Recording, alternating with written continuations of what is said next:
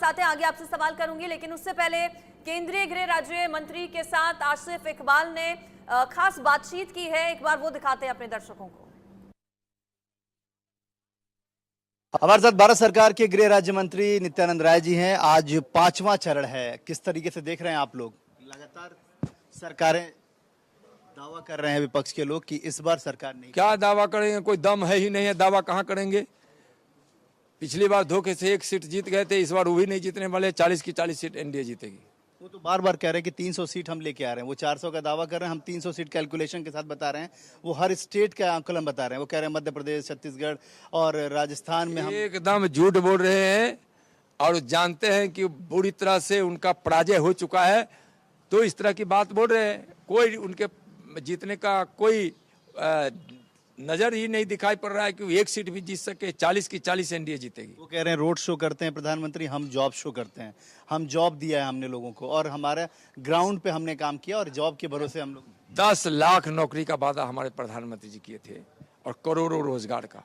10 लाख नौकरी दिए कि नहीं दिए, और करोड़ों लोगों को रोजगार भी दिए। मैं बोल रहा हूँ आपसे, रिकॉर्ड में बोल रहा हूँ, पूछना चाहता हूँ तेजस्वी जी से।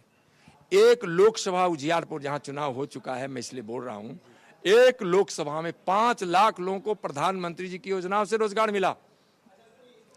1,29,000 लोगों को वहां मुद्रा लोन दिया गया।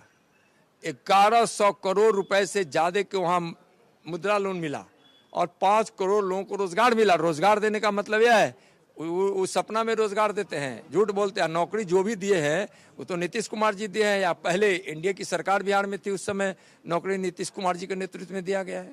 बार बार कह रहे हैं कि जमीन खिसकती नजर आ रही है बीजेपी को, इसलिए प्रधानमंत्री के दौरे, गृह मंत्री के दौरे, जेपी नड्डा जी के दौरे और लगातार दौरे पे दौरे हैं। यही बात लालू प्रसाद यादव ने। जमीन इंडिया की नहीं खिसक रही है, जमीन तो इंडी गठबंधन वाले की जमीन खिसक रही है कि कभी पाकिस्तान में जमीन खोजने जाते हैं और कहीं कहीं जाके जमीन अपना खोजते हैं। अब कभी कभी उसकी बड़ाई में कहने लगते हैं।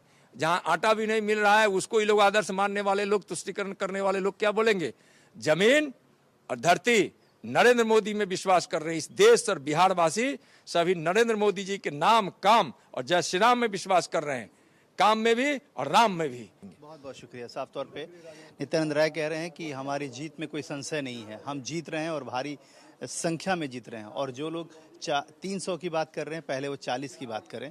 पहले वो 40 में, क्योंकि पिछली बार एक ही सीट था, इस बार वो कितनी सीट लाएंगे पहले उस पर मेहनत करें। कैमरा में अधीश के साथ आसिफ इकबाल, इंडिया न्यूज़, हाजीपुर।